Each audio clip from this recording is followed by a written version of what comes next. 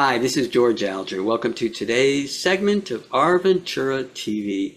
Today we're going to be speaking about a local nonprofit that helps at-risk youth. And joining us is a documentary filmmaker who's working with this nonprofit, Tomas Hidalgo. Welcome, Tomas, and tell us about MANDO, the nonprofit that you're working with. Yeah, thanks for having me, George. So Mando is a nonprofit organization that helps transforming lives and building safer communities. So this is a nonprofit organization that deals specifically with at-risk youth and provides activities, provides vocational training, career training, and just kind of helps these kids get on a better path of life. Good. And can you actually just elaborate a little bit on what at-risk youth actually represents?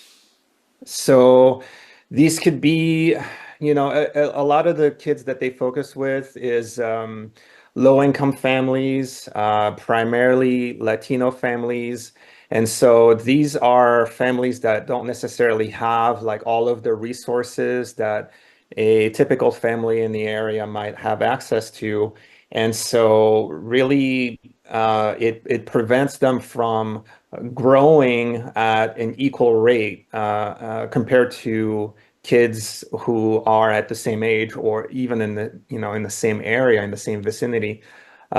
So, you know, uh, it kind of focuses on kids who might be falling into gang life, but it's not necessarily all gang life. It could just be kids who are just, really misunderstood because of family background or difficulties that they might be having at home or even a language barrier.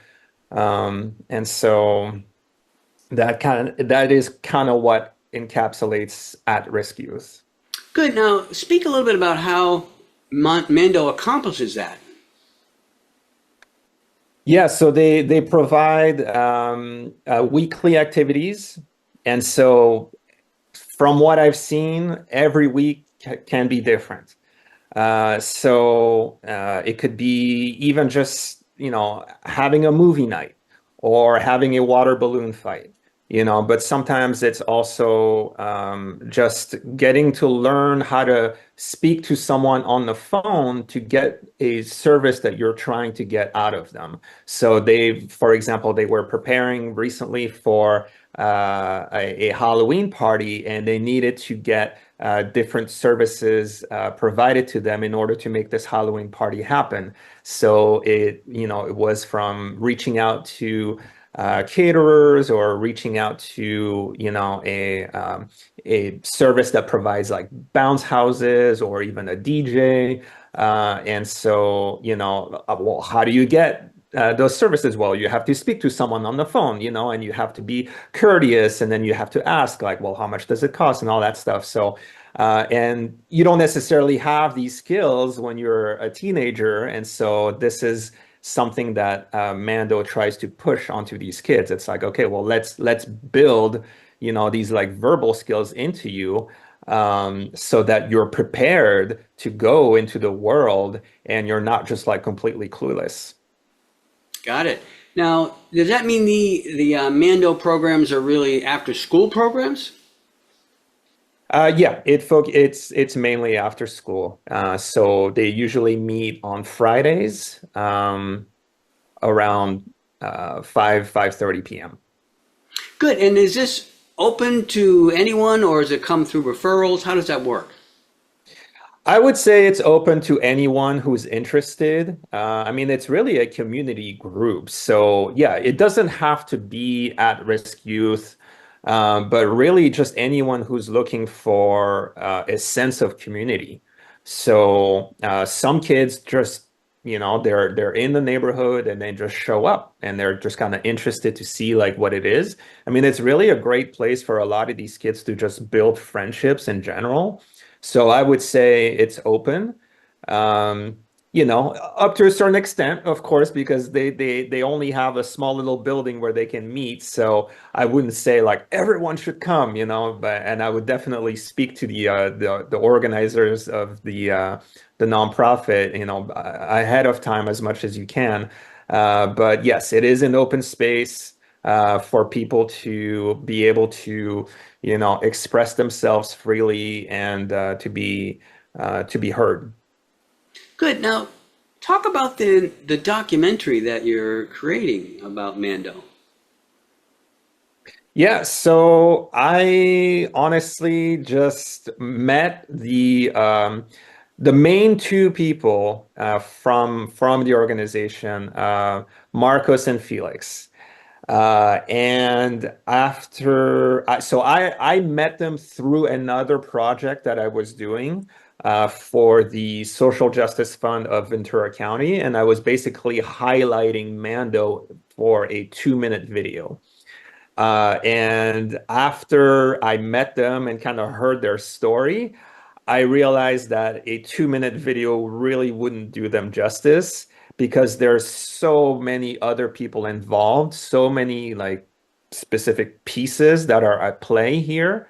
And I decided, I really want to do an entire story on you because it is so inspiring and it is really transformative because the story really, so to understand what Mando is about today, you kind of have to understand where it comes from.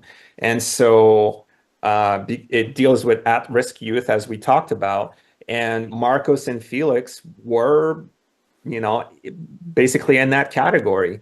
They were gang members who were rivals when they were teenagers and had their separate lives, but then they also knew of each other.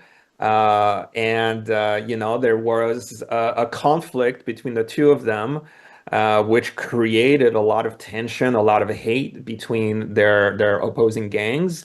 And they did their crimes. They ended up incarcerated, and I talk about what exactly that looked like. And then through this incarceration, they realized that they could not be enemies any longer, and they had to form a friendship to not only show good behavior and get out of youth detention, but then also afterwards they decided to create this really positive organization so that other kids would not fall into the same path and not repeat those same mistakes and improve the community around them. Wow, that is a great story. One that has a message that would benefit all levels of society. Yeah, that's why I couldn't do just a 2-minute video on them. Yeah, I got it. Tomas, we're just about out of time here. I wonder if you could tell us the website so viewers could find out more about Mando. And do you have a final message for the viewers? Yeah, so the website is mandoydg.org. So it's Mando Youth Development Group. If I have a message, honestly, I kind of want to give you a little bit of a statistic. So the cost of keeping a teenager incarcerated here in this area, it costs about, it can cost upwards to $200,000 a year to the taxpayer.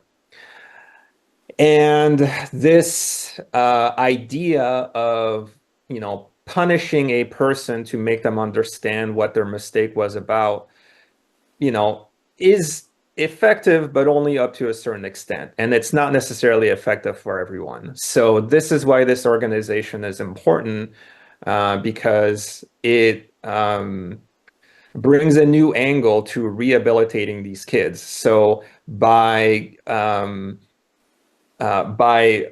funding this organization and allow these individuals to reach to these kids, you could potentially save yourself and your community a lot of money, you know. So if you wanted to donate 5, 10, $20, or I mean, whatever you want, honestly, it could make a really, really big difference, not only for the organization, but also for the kids and the community in itself.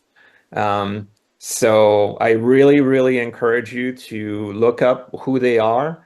You know, talk to the founders, see how you can get involved, and if you can think of a way that you can provide positivity for these kids who are really just trying to be normal, you know, please do so. Please reach out because the more help they can get, you know, the better the local community will be, honestly.